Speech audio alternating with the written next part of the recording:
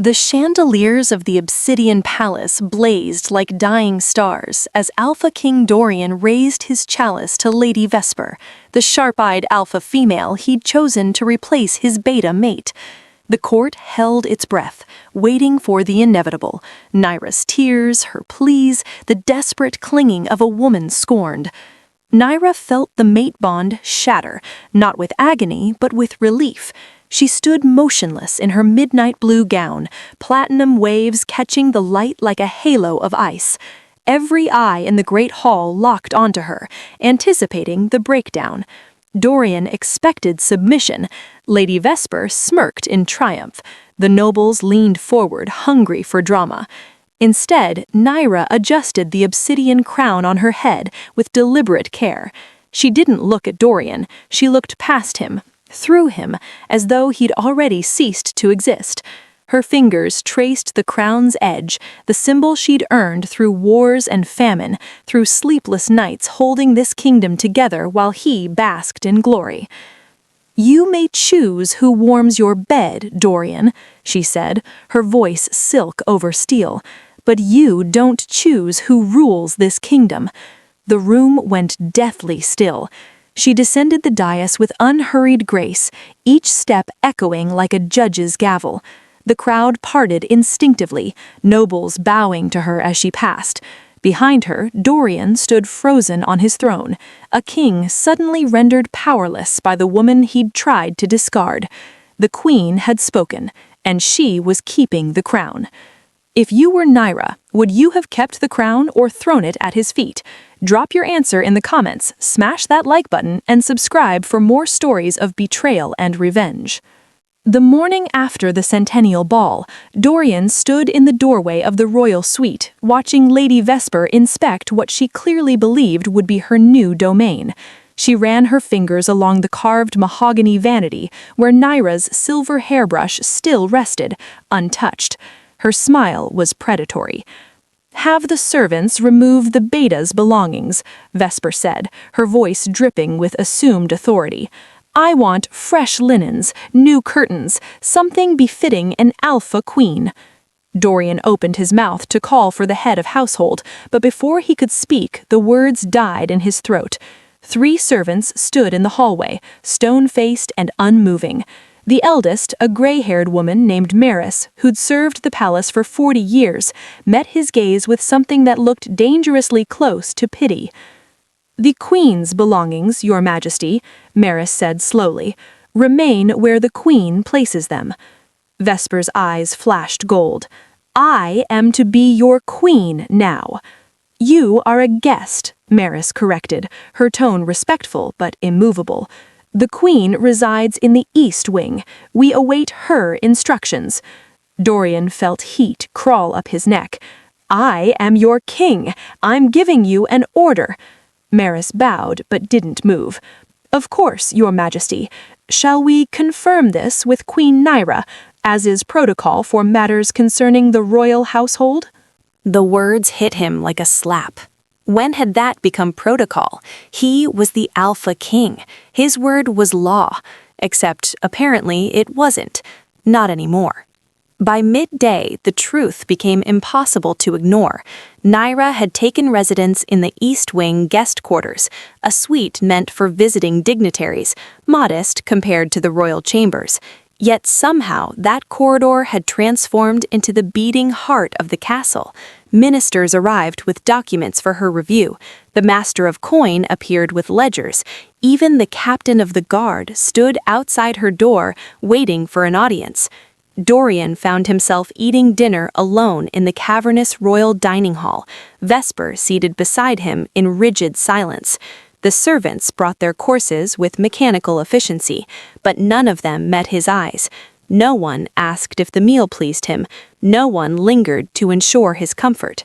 In the East Wing, he could hear laughter, music, the warm hum of conversation that had once filled his own halls. He pushed back from the table and stalked toward the sound, Vesper's protests fading behind him. When he rounded the corner, he stopped cold. Nyra's door stood open, golden light spilling into the corridor. Inside, she sat with the pack elders, deep in discussion over maps spread across a modest table. She was pouring wine herself, no servants hovering. Her platinum hair fell loose around her shoulders, and she was smiling, genuinely smiling at something the Master of Arms had said. She looked up and saw him standing there. For a moment their eyes met. Hers were calm, almost pitying. Then she simply returned to her conversation as though he were nothing more than a shadow passing in the hall. The king of the Obsidian Palace had never felt so utterly invisible. The throne room felt cavernous and cold despite the morning sun streaming through the stained glass windows. Dorian sat rigid on his seat of power, Lady Vesper positioned on a smaller throne to his left, a chair that had been hastily commissioned when it became clear Nyra had no intention of returning. Before them, a handful of minor nobles shuffled their feet, waiting for court to begin. Dorian's jaw tightened as he scanned the room. The pack elders, the 5 wolves who had advised his father and his grandfather before him, were conspicuously absent. So was the Master of Coin, the Captain of the Guard, the Keeper of Records. Every position of true power stood empty. "Where," Dorian said, his voice echoing off marble, "is Elder Thomas?" The young scribe at the base of the dais cleared his throat nervously. "I believe he had prior commitments, Your Majesty." Prior commitments? Dorian's alpha presence rippled through the room, making the lesser wolves shrink back. Court is held every 3rd day. It's been held on this schedule for 200 years. What commitment supersedes attendance before his king? The scribe's eyes darted toward the windows overlooking the eastern gardens. Dorian followed his gaze and felt ice flood his veins. There, beneath the ancient oak trees, Nyra sat in a circle of wrought iron chairs with every single missing elder. She wore a simple day dress of pale gray, her platinum hair braided like a crown around her head. Documents lay spread across a garden table. The Master of Coin was gesturing at a ledger. Thomas was nodding thoughtfully. And Nyra was listening with that focused intensity she'd always possessed, the quality that made people feel truly heard. They looked like a council. They looked like a government. And he looked like a king presiding over an empty room. Dorian forced himself through the motions of court, hearing petitions from farmers about irrigation disputes and merchants arguing over taxes. He rendered judgments with increasing irritation, his decisions sharp and absolute. When he declared that the northern trade route would be reopened immediately to increase revenue, several nobles exchanged glances. "Forgive me, Your Majesty," one brave soul ventured, "but should this not be reviewed by the Queen, given her expertise in trade negotiations?" Dorian's hands gripped the armrests of his throne. "I am your king. My word is final." "Of course, Your Majesty," the noble bowed deeply. "We simply wish to ensure proper protocol is followed." That word again, protocol. After court dissolved, Dorian cornered the captain of the guard in the corridor. "The northern trade route opens tomorrow. Deploy guards to the checkpoints." The captain, a grizzled wolf named Garrett who'd fought beside Dorian in 3 campaigns, hesitated. "Your Majesty, I'll need to coordinate with..." "With whom?" Dorian's voice dropped to a dangerous whisper. Garrett met his eyes steadily. "The Queen manages the trade schedule, sire. If I deploy men without her coordination, the merchant caravans won't know to..." "I don't care what Nyra manages." The words exploded from Dorian's chest. "I am the Alpha King." "Yes, sire." Garrett's expression remained carefully neutral. "I'll verify the details and have the men deployed by week's end." Verify, not obey. Verify. Dorian watched his captain stride away toward the eastern wing, and the truth settled over him like a burial shroud. He could give orders all day long, but nothing would happen until Nyra approved it. He wore the crown, but she held every thread of power that mattered. Lady Vesper's patience, already threadbare, finally snapped on the 7th day of her residence in the Obsidian Palace. She'd watched servants scurry past her without acknowledgement, seen her requests for tea go unfulfilled for hours, endured the humiliation of dining in a nearly empty hall while laughter echoed from the East Wing. Enough. She found the head housekeeper in the linen storage, directing 2 younger maids in their inventory. "You," Vesper announced, her alpha aura flaring golden around her shoulders, "will reassign staff to my quarters immediately. I require a personal attendant, a dedicated cook, and someone to properly manage my wardrobe." Maris looked up from her ledger with the same placid expression she'd worn for decades. "I'm afraid our staffing is allocated according to the Queen's household directives, my lady. If you'd like to submit a formal request—" "I am not requesting," Vesper snarled, taking a step forward. The 2 young maids instinctively retreated. "I am the King's chosen mate. You will show me the respect due to your future queen, or I will have you removed from this palace." "You don't have the authority to remove dust from a shelf," a calm voice said from the doorway. Nyra stood framed in the entrance, holding a basket of fresh herbs from the kitchen gardens.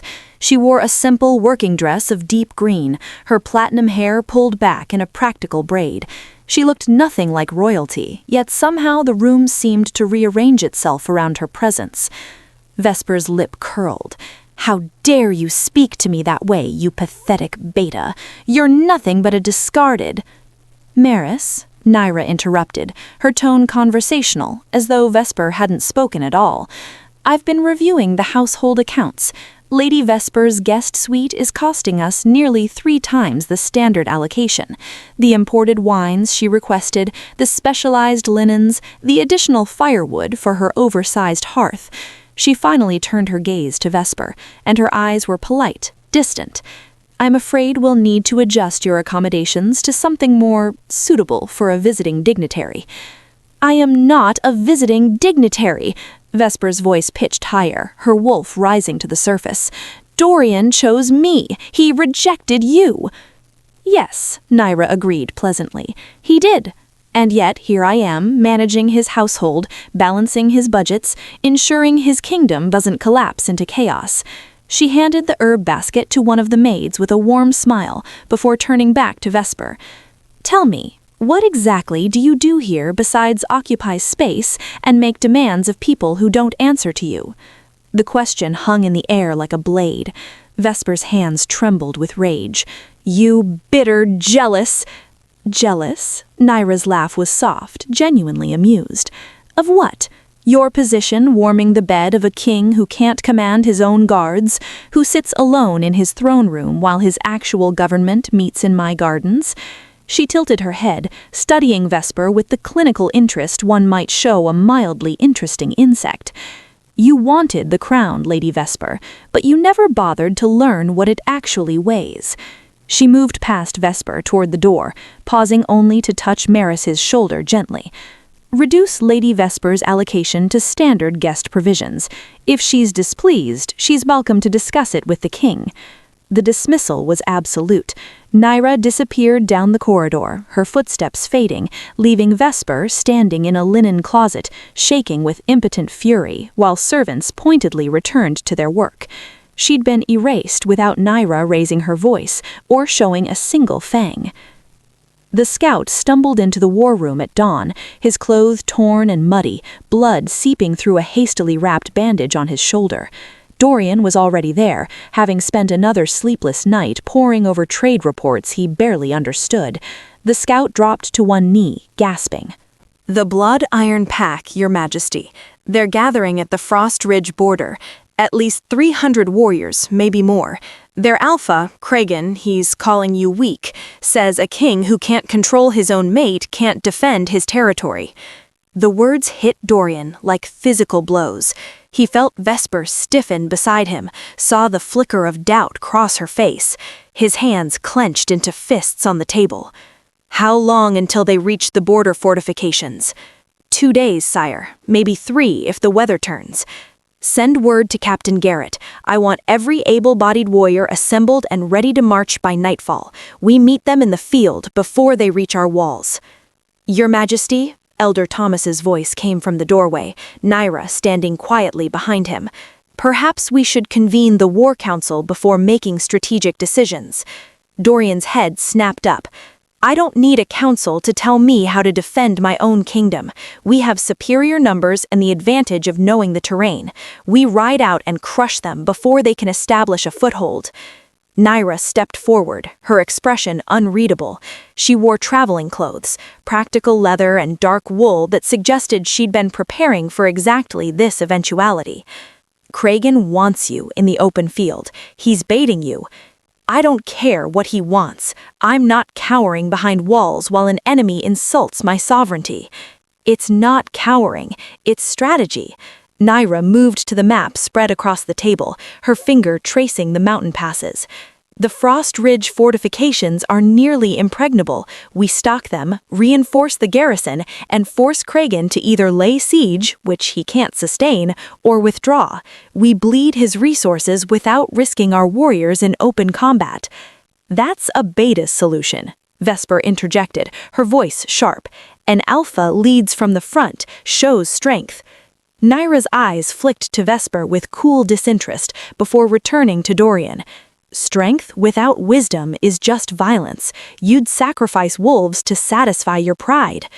"My pride?" Dorian slammed his fist on the table, making the map markers jump. "This is about defending our territory. Every day we hesitate, Kragan's insults spread. Other packs will see weakness. They'll think the fracture in this palace has made us vulnerable." "They already think that," Nyra said quietly, "because it's true. The question is whether you want to prove them right by leading our warriors into a slaughter or prove them wrong by showing that this kingdom still has strategic competence." Dorian felt something hot and bitter rise in his chest. She was right. Gods, she was probably right. But he couldn't be seen taking orders from the mate he'd publicly rejected. Not now. Not when his authority was already hanging by a thread. "I've made my decision." His voice came out harder than he intended. "We march at dawn. Captain Garrett will lead the vanguard. I'll command the main force." Nyra held his gaze for a long moment, and he saw something flicker in those blue eyes. Not anger, something worse. Resignation. She turned and walked out without another word, and Dorian told himself it didn't matter. He was the Alpha King. He would prove his strength on the battlefield, remind everyone why he wore the crown. He didn't notice Elder Thomas following Nyra out, or the way the other advisors exchanged worried glances. All he could see was the battle ahead and the chance to finally reclaim what he'd lost. The Frost Ridge Valley should have been their killing ground. Dorian had envisioned his warriors pouring through the narrow pass, their superior numbers overwhelming Kragan's forces in a decisive clash. He'd imagined himself at the front, his alpha strength on full display, reminding everyone why he was king. Instead, he realized too late that he was the one being slaughtered. Kragan had positioned archers on the cliff faces, heights Dorian's scouts had reported as unscalable. The first volley cut through his vanguard like a scythe through wheat. Wolves screamed and fell, their bodies tumbling down the rocky slope. Before Dorian could regroup, enemy warriors emerged from concealed positions in the tree line, flanking them on both sides. It was a perfect ambush, and he'd walked straight into it. "Shield wall!" Dorian roared, his alpha command cutting through the chaos. His remaining warriors rallied, forming a desperate defensive circle as blood-iron fighters closed in like a tightening noose. Dorian fought with savage precision, his claws tearing through enemy flesh, his jaws crushing bone. But for every wolf he dropped, two more appeared. Captain Garrett fell to his left, an arrow through his thigh. Another warrior, barely more than a boy, died choking on his own blood at Dorian's feet. The air reeked of violence and failure. Kragan himself emerged from the carnage, a massive alpha with iron-gray fur and eyes like chips of obsidian. "The weak king," he bellowed, his voice carrying across the battlefield. "Where's your mate to save you now? Oh wait, you threw her away like garbage." Laughter rippled through the blood-iron ranks. Dorian's vision tunneled, rage and shame mixing into something toxic. He lunged for Kragan, desperate to silence that mocking voice, but 3 warriors intercepted him. Claws raked across his ribs, teeth found his shoulder. He was going down, he realized with crystalline clarity. He was going to die here, and his last thought would be that Nyra had been right. Then the world exploded with sound. A volley of arrows, dozens of them, screamed overhead, punching through blood-iron warriors with surgical precision. Not wild shots, but calculated kills. The enemy line faltered, confusion breaking their momentum. Dorian looked up through blood-stained vision to the northern ridge. Nyra sat astride a white mare, her platinum hair streaming like a banner in the wind. Behind her, siege engines rolled into position. Ballistae and scorpions he recognized from the Frost Ridge armory. Archers lined the cliff edge in perfect formation, their bows already nocked with fresh arrows. She wasn't charging in to rescue him with passionate desperation. She wasn't even looking at him. She raised one hand, her voice carrying cold and clear across the valley. "Volley 2! Target their rear flank! Cut off their retreat!" Another wave of arrows flew, and blood-iron wolves began to scatter. Nyra's forces moved with mechanical efficiency, transforming the ambush into a slaughter. She'd turned Kragan's perfect trap inside out, using the high ground he'd abandoned to secure his archers. Dorian staggered to his feet, watching his mate command the battlefield with the same calm competence she brought to budget meetings and trade negotiations. She was saving him, not because she loved him, because it was her duty. Dorian let his pride lead him into a death trap. Does he deserve to be saved by the woman he betrayed? Yes or no? Vote in the comments and subscribe to see how this ends. Kragan's roar cut through the screams and clashing steel like a blade through silk. Coward! He stood among his dying warriors, blood streaming from a dozen wounds, his massive frame still radiating raw alpha dominance. What king hides behind a woman's skirts? Face me, Dorian. Honor demands it. The battlefield went still. Even through the carnage, the ancient laws held weight. An alpha's challenge, issued in combat, could not be ignored without bringing eternal shame. Dorian felt every eye turn toward him, his own warriors waiting, the enemy watching, the weight of tradition pressing down like an iron collar. He took a stumbling step forward, hand pressed against his bleeding ribs. This was his chance to salvage something from this disaster, if he could defeat Kragan in single combat. "Volley 3!" Nyra's voice rang out, calm as ice water. "Target the challenger!" 20 arrows slammed into Kragan before he could even shift his stance. The massive alpha staggered, his body bristling with shafts like some grotesque porcupine. He dropped to one knee, shock and fury warring across his bloodied face. You dishonor," Kragan gasped, trying to rise. "I'm not an alpha," Nyra called down from her ridge, her tone almost conversational. "I don't care about your honor. I care about my warriors going home to their families." She turned to her archers, utterly ignoring the dying alpha below. "Volley 4! End this!" The next wave of arrows finished what the first had started. Kragan fell face first into the bloodied snow, his challenge dying with him. Around him, the remaining blood-iron warriors threw down their weapons, the fight draining from them as they watched their supposedly unbeatable alpha reduced to a corpse. Dorian stood frozen, watching Nyra orchestrate the surrender with the same methodical precision she used to organize supply chains. She dispatched medics to the wounded, both sides, he noted with numb surprise.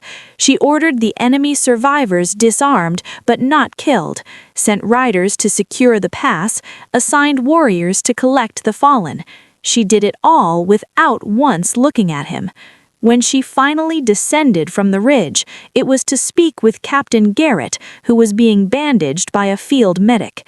Dorian watched her kneel beside his injured captain, her hand gentle on the older wolf's shoulder, her voice too low to hear.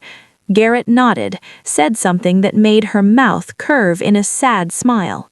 Then she stood, her gaze sweeping across the battlefield, counting costs and calculating consequences. When her eyes finally landed on Dorian, there was no warmth in them, no relief that he'd survived, just assessment, like he was another problem to be managed. "Get the king to the healers," she said to no one in particular. "He's bleeding." She walked past him toward the supply wagons, already calling out orders about preserving food stores and rationing water for the march back. Behind her, Dorian swayed on his feet, the taste of ash in his mouth. She'd won his battle for him, saved his warriors, secured his kingdom, and made him completely irrelevant in the process. The victory belonged to Nyra. He was just another casualty she'd managed to keep alive. The healing halls smelled of sage and copper, antiseptic herbs mixing with the iron tang of blood. Dorian drifted in and out of consciousness as they carried him through the palace corridors, voices washing over him in fragments. Captain Garrett shouting orders, a healer cursing at the depth of a wound, someone, he thought it might be Elder Thomas, murmuring prayers to the old gods. Pain anchored him to reality. His ribs screamed with every breath. The gashes across his shoulder burned like liquid fire. When they finally laid him on the healing table, he bit back a scream and tasted blood. 3 broken ribs, possible punctured lung, a voice said clinically. Deep lacerations to the shoulder and thigh, significant blood loss. He needs a bone setter and stitches immediately. Dorian forced his eyes open. The healing hall swam into focus.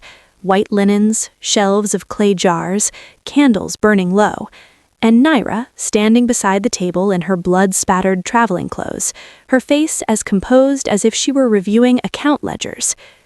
"Get him stabilized," she said to the head healer. "I'll assist." "Your Majesty, you should rest. You commanded the entire—" "I'll assist," Nyra repeated, already rolling up her sleeves. For the next hour, Dorian existed in a haze of agony while hands moved over his broken body. The bone setter was merciless, snapping his ribs back into alignment with brutal efficiency. The stitching felt like hot needles dragging through his flesh. Through it all, Nyra worked alongside the healers with steady, practiced movements. She'd done this before, he realized dimly, during the famine 3 years ago, when plague had swept through the lower districts. While he'd been touring the borders, making shows of strength, she'd been in the healing halls, learning to set bones and stitch wounds because there weren't enough trained healers to handle the crisis. Her hands moved over his body now with that same competence, cleaning wounds, applying poultices, wrapping bandages. But there was no tenderness in her touch, no whispered reassurances or gentle caresses. She handled him the way she might handle any injured warrior under her care, efficiently, professionally, without attachment. When the worst was over and he lay bandaged and trembling, she finally met his eyes. Hers were clear, assessing his condition rather than his soul. "You'll live," she said simply. "The lung wasn't punctured, just bruised. 6 weeks of rest, maybe 8. No shifting, no strenuous activity." She wiped her bloodied hands on a clean cloth, already turning toward the door. "I'll have your meals sent to your chambers and assign someone to monitor your recovery." "Nyra," his voice came out as a rasp. "Wait." She paused, not turning back. "What is it?" "Thank you." The words felt inadequate, pathetic. For saving us. I didn't do it for you, Dorian." Her voice was flat, matter-of-fact. "I did it because those warriors didn't deserve to die for your pride, because Captain Garrett has a wife and 3 children, because this kingdom needs stability, and that requires keeping its king alive." She glanced over her shoulder, and her eyes were empty of everything he'd once seen there. Love, admiration, even anger. "You're welcome to interpret that as gratitude if it helps you sleep." She walked out, her footsteps fading down the corridor, leaving him alone with his wounds and the crushing weight of what he'd lost. She'd saved his life without caring whether he lived or died. Dorian woke to pale morning light filtering through the royal chambers and the dull, persistent ache of healing bones. He'd been dreaming of the battlefield, Kragan's mocking laughter, the spray of blood, Nyra's cold eyes watching him bleed. He shifted on the bed and immediately regretted it as pain lanced through his torso. A servant he didn't recognize sat in the corner, reading by candlelight.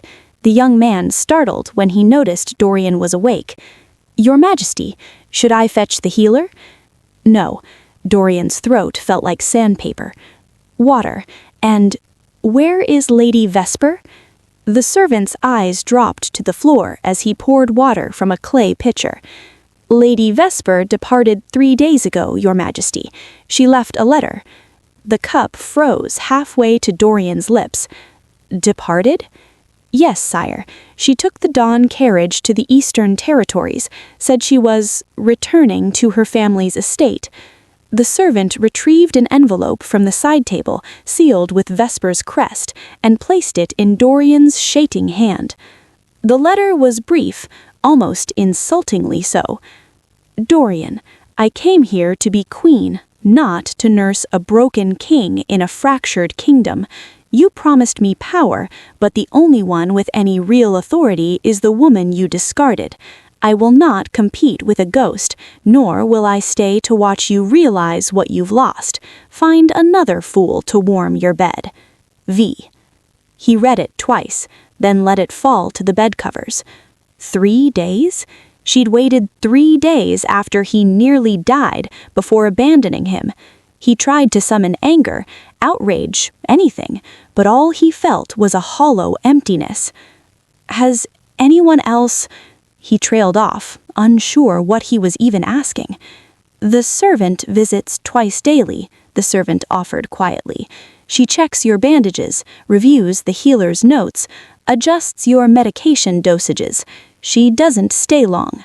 The young man hesitated, then added, "Captain Garrett came yesterday, Elder Thomas the day before. The Queen, she's been coordinating the border reinforcements from the war room, working 18-hour days, they say." Of course she was. While he lay useless in bed, Nyra was fortifying their defenses, managing the aftermath of his catastrophic mistake, while Vesper, the superior alpha female he'd chosen, had fled at the first sign of actual hardship. Dorian stared at the ceiling, counting the cracks in the plaster. He'd rejected Nyra because she was just a beta, because tradition demanded alpha heirs, because he'd convinced himself that bloodline mattered more than character. He'd chosen Vesper for her pedigree, her alpha strength, her potential to produce powerful offspring. Vesper, who'd contributed nothing but demands and complaints, who'd crumbled under pressure, who'd abandoned him without a second thought, while Nyra, gentle, weak beta Nyra, had saved his warriors, won his war, and kept his kingdom from collapse. Then she'd stitched his wounds with her own hands and returned to work, asking for nothing, expecting nothing. She'd stayed. Despite everything he'd done to her, every humiliation he'd inflicted, she'd stayed. Not because she loved him, that much was brutally clear. She'd stayed because she loved his people more than she hated him. The realization settled over Dorian like a burial shroud, and for the first time since the Centennial Ball, he understood the true magnitude of what he'd destroyed. Spring had returned to the Obsidian Palace, bringing with it warm winds and the scent of blooming wisteria. 4 months had passed since the Battle of Frost Ridge, and the kingdom had settled into an uneasy but functional peace.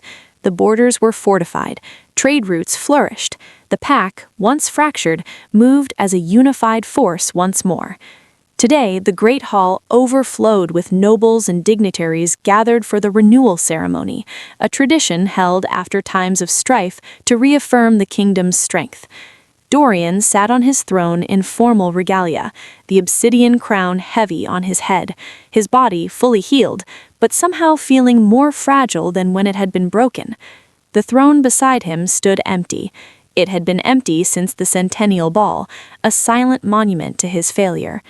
Elder Thomas stood before the assembled court, his voice resonant as he recited the ancient words of unity and prosperity. Dorian barely heard them. His eyes kept drifting to the side entrance where Nyra would appear. She'd been absent from the palace for 3 days, personally overseeing the completion of the new border fortifications. Even now, she couldn't simply be his queen. She had to be everywhere at once, holding his kingdom together through sheer force of will. When she finally entered, the crowd's murmur fell to reverent silence.